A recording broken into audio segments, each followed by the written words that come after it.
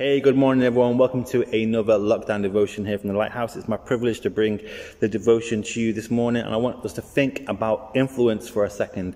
Now, influence is a full-time job in the world that we live in. You can be a full-time influencer. That can be your job. You can make money being an influencer with your social media networks like Instagram and all those places. You can make money being an influencer. You can have life coach after your name. You can be a mentor, and these are like full-time jobs that didn't exist until recently. The full-time jobs that are dedicated to the art of influencing people. Jesus talked a little bit about influence and who influenced him, and he said he only does what he sees the Father doing. And that is a way of thinking about influence, that you only do what you see somebody else doing. The Apostle Paul invited us to imitate him as he imitates Christ. And that's another way of thinking about influence. Like, we imitate people, and that's how other people influence us. Now, because of this, because of the culture that we kind of live in, I think we've delegated the act and the art of influencing to people who are extraordinary, or who are inspirational, or who are aspirational. And we don't often acknowledge and accept our role, the role that we can have as we influence others. Just like the Apostle Paul says, imitate me as I imitate Christ. You should be able to say to your colleagues, your work friends, your family, imitate me as I imitate Christ, as I am influenced by Christ. Because we think that the role of the influencer is only for special people who are influencers. But I just want to dispel that for a second this morning. I want to tell you a story about my friend Derek. Derek was a guy who came to our church for a very, very long time, maybe close to 20 years. He passed away a few years ago. When he first came to the church, there was no way, being kind, that you would ever describe him as being inspirational. There was nothing in his life that you could aspire to, because his life was a mess. He first came to the church, and he would say this quite openly, he first came to church when he was literally going to end his life. His marriage had fallen apart, his business had failed, there was nothing in his life that was good, and he was like the physical embodiment of a man who was just down and defeated. He was like a deflated balloon. He had like no life to him whatsoever. So he was like the perfect person for Pastor Paul to give a job to. And because I was working for the church at that time as well. We worked quite closely together, and Derek was involved in making videos and doing stuff with the minibuses. And his previous job before working for the church had been making wedding videos, and he wasn't into that so much after his divorce and all that kind of stuff, but he would often talk to me about how he would shoot wedding videos and how he would film some of the decisions he would make and all this kind of stuff. And as he was in charge of video, he actually he didn't teach me a lot, but he caused me to learn, because he would often have problems that he would ask me to fix. So I had to learn a lot about stuff I didn't know about, just in order to help him. And there was nothing in his life that you would describe, like I said, as aspirational. And there was no way you would consider him to be a positive influence on someone, because, you know, he was often getting told off for moping around and looking defeated. And at the end of his life, you could describe him lots of ways. You could describe him as being kind and being generous. But again, there was very little you would aspire to in his life. You would be hard to call him an inspiration, just because he hadn't gone over a lot of those problems and those difficulties that he had earlier when we met him.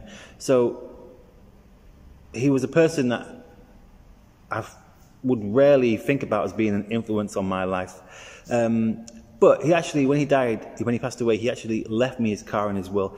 And in the last few months, as he was dying, basically, he made sure that the car was given to me in as good shape as possible. He got the MOT done, he got the brakes fixed. And one time I was just sat in the car after he'd passed away, and I just became overcome, like thinking, like, at the end of my life, would I have the ability to not just give somebody a car, but to give somebody a car that he'd taken care of, and he'd made a special effort for me to make sure the car was in a good condition when he gave it to me, and I was kind of humbled by that thought that he could do that for me. And this man that I never considered to be that much of an influence, suddenly like I found stuff to aspire to be like in him. And the car Derek's used quite strong cologne, and the car smelled like him for a long time after I was driving it, to the point where after holding the steering wheel, coming to work, whatever, I'd come out of the car and my hands would smell like his cologne. And isn't that like a form of influence, that you become to smell like someone or take on their characteristics? And I began to see more and more kind of like the impact and the influence he'd had on my life. Now, a few weeks ago, I got asked to go film someone from church, their wedding, and I'd never really known much about cameras. I'd never really used a camera before until lockdown, when we were kind of forced to. But the point of filming this wedding, I'd maybe used the camera like 10 times, and I'd definitely never filmed a wedding. So I gave the guy lots of reasons why I shouldn't be doing it. It wasn't going to be good and all this kind of stuff. But in the end, I just had to go and do it for lots of different reasons. But as I was filming this wedding, I actually felt like Derek was with me. And all the time he spent telling me about the wedding videos that he used to film, all those times came back to me, and I was like questioning, like, what would Derek do in this situation? So what would Derek film? What would Derek shoot? What would Derek do? And this man who, like I said, you would never consider to be inspirational. You would never look at his life and go, I aspire to be like that. I realized he'd had a profound impact and influence on my life. Just an ordinary man, massive impact. And you can have huge impact in your workplace, in your family, in your college or your school. And you might consider yourself not to be an inspirational person. You might not consider there is much to aspire to in your life, but Christ has given us the job of influencing for him, to invite people to imitate us as we imitate Christ.